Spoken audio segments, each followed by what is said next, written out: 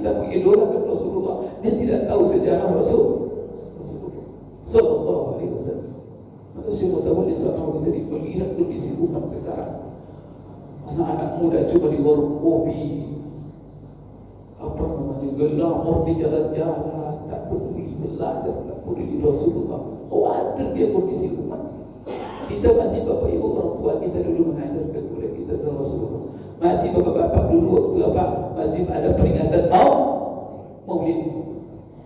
Ketika penonton Maulid seluruh masyarakat hadir sehingga nampak kebesaran Rasul. Sehingga anak-anak kita dulu dia tidak kecil-kecil. Kita makan-makan bersama kalau peringatan Maulid. Itu kan ada menanamkan perasaan. Ini ngumpul kenapa ini?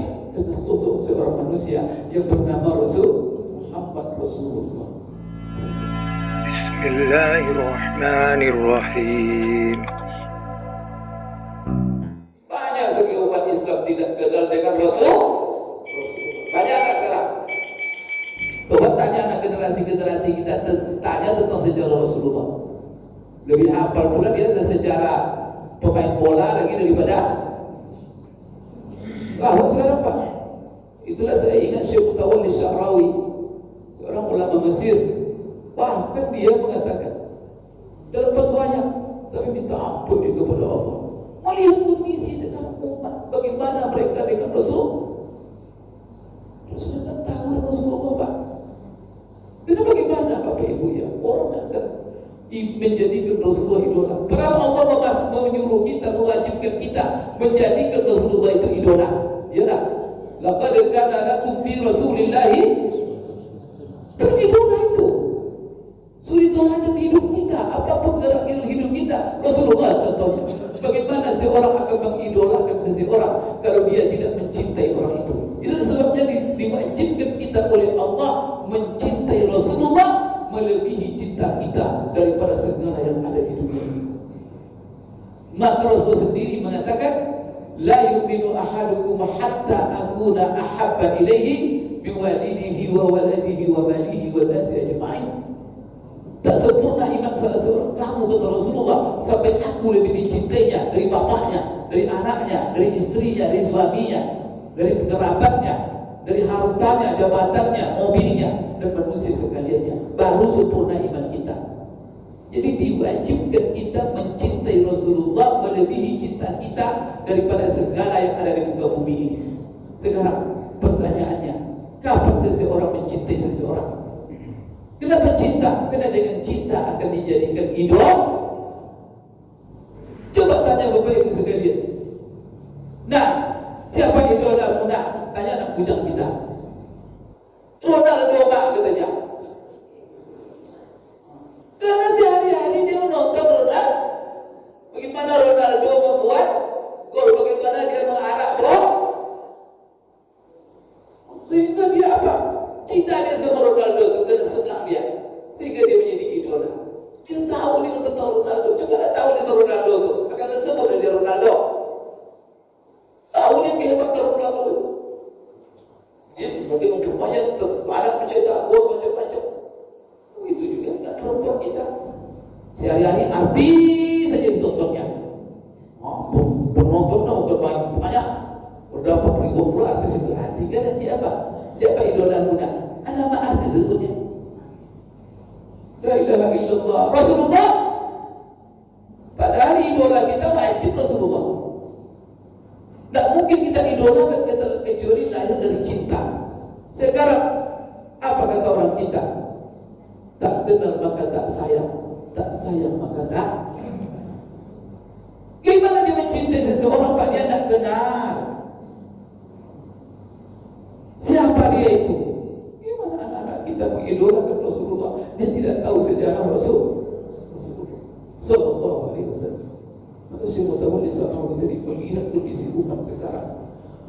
Anak-anak muda cuma di warung kopi, gelamur di jalan-jalan, tak peduli belajar, tak peduli Rasulullah. Khawatir dia kondisi umat. Kita masih bapak ibu orang tua kita dulu mengajarkan kepada kita tentang Rasulullah. Masih bapak-bapak dulu waktu masih ada peringatan Maulid. Ketika penonton Maulid seluruh masyarakat hadir sehingga nampak kebesaran Rasul. Sehingga anak-anak kita dulu dia tidak kecil-kecil. Kita makan-makan bersama kalau peringatan Maulid. Itu kan ada menanamkan perasaan. Ini ngumpul kenapa ini? Karena sosok seorang manusia yang bernama Rasul Muhammad Rasulullah. Tertanam keagungan Rasulullah dalam hati. Dari kecil dia dah sampai sekarang Bapak Ibu tertanam. Tapi kalau anak kita tak pernah dibacakan Rasulullah, pelajaran agama juga di sekolah sudah dikurangi. Maka tak pernah tersebut nama Nabi Muhammad. Guru-guru juga ketika mengajar tak ada memulai dengan segala puji bagi Allah, selawat kepada Rasulullah. Saya mau tantang ibu-ibu di sini, ada yang jadi guru di sini? Ada yang guru di sini? Malu. Jangan malu. Guru itu pekerjaan mulia itu. Sekarang saya menantang ibu, ketika ibu kalau dosen, ibu atau guru, selalu gak ibu memulai memuji Allah dan selawat Rasulullah ketika mengajar? Itu guru apa itu?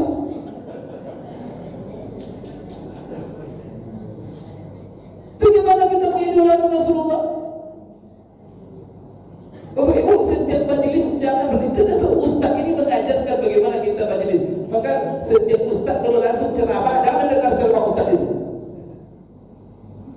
Langsung ceramah dia, maka dimulai dulu alhamdulillah. Setiap ustaz sebelum memulai bicara, alhamdulillahirabbil alamin wassalatu wassalamu ala.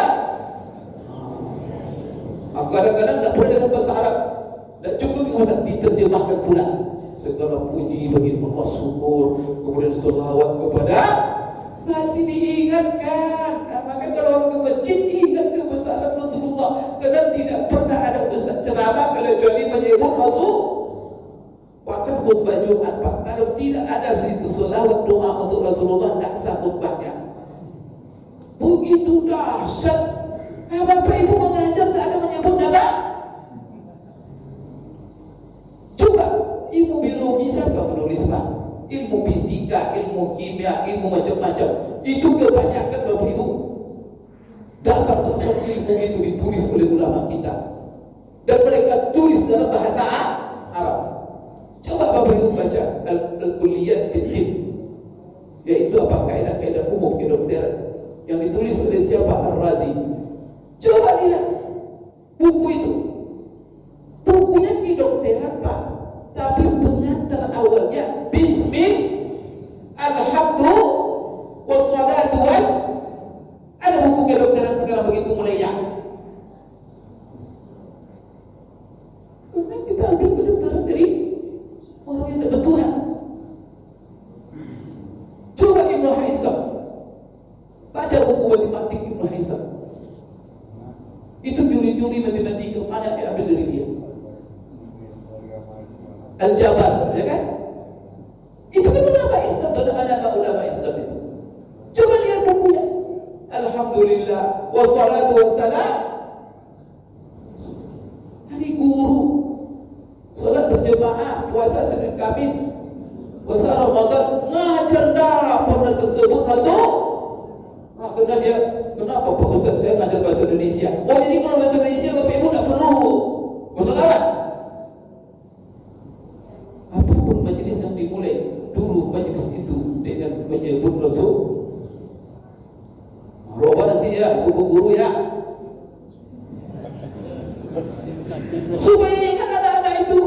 Nanti tanya, Bu Guru siapa ini yang dipuji-puji ini Bu Guru? Agar itu kan? Semoga salawat dan salam tercurah untuk Nabi kita Muhammad. Diperdengarkan ke anak-anak itu terus. Kira-kira gimana? Dan itu seluruh pelajaran, bukan hanya masalah pelajaran agama. Selagi Bapak Ibu guru seorang muslim, muslimah, harus itu. Mulai selalu dengan puji Allah, bersolat, baru mulai pelajaran. Sepakat Bapak Ibu? Ini pelajaran agama sudah dikurangi. Atau sudah ada usaha pula. Tidak ada pelajaran agama. Sudah pelajaran agama. Tidak ada. Guru-guru yang muslim dan muslimah tak pernah bersolawat.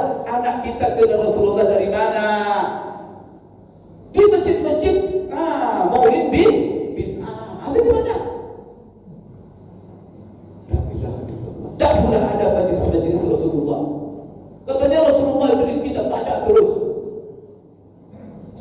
bacaan solat tidak mudah dipahamkan maknanya. Apa makna at-tahiyatul mubarakatus salawatut thayyibatu lillah assalamu alayka ayyuhan nabi. Tapi tidak pernah diuraikan. Itu kalau diuraikan Bapak Ibu, terasa bagaimana Rasulullah dalam kehidupan kita. Dalam sholat pun kita bawa nama Rasul. Bapak Ibu sekalian yang dimuliakan Allah. Jadi kata Syekh Mutawalli Syarawi, khawatir saya datang generasi mereka tak kenal lagi Rasulullah. Di samping itu media-media kita dihiasi oleh sosok-sosok manusia yang tidak jelas yang dipertontonkan. Maka ada orang yang followernya sampai 40 juta, sampai 50 juta. Asal diapakan? Dia saja kelihatan. Sehingga apa? Orangnya juga tidak beres nanti. Ada itu juga idola lagi. Karena sehari-hari di TikTok dia juga, di YouTube dia juga, di ini dia juga. Maka alhamdulillah betul ada ustaz-ustaz sekarang yang terkenal di YouTube, terkenal di TikTok, terkenal di apa. Kalau TikTok dibuka, akan kelihatan Ustaz Abu Somad. Alhamdulillah lah, aku dengar ada ceramah beliau. Tapi ceramah tidak selalu fokus kepada Rasulullah. Bapak Ibu sekalian, maka Syekh Mutawalli Syarawi, saya baca fatwanya, dia bilang begini, saya minta ampun kepada Allah.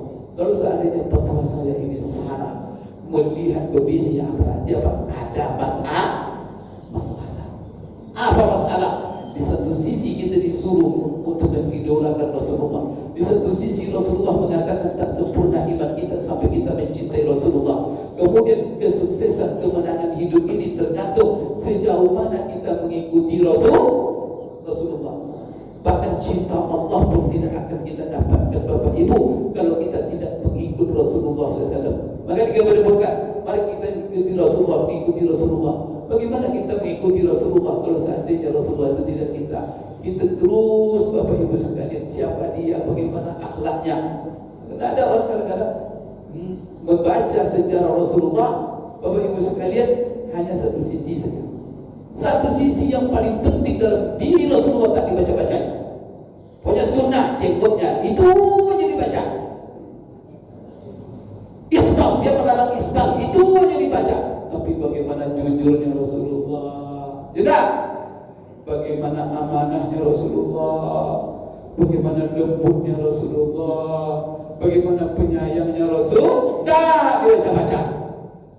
Kira-kira apa? Muncul nanti anak-anak yang keras-keras. Dia bilang air saja. Ibunya dia bilang, ibu masuk neraka katanya. Ada berarti. Bapak cukup jenggot masuk neraka. Dia.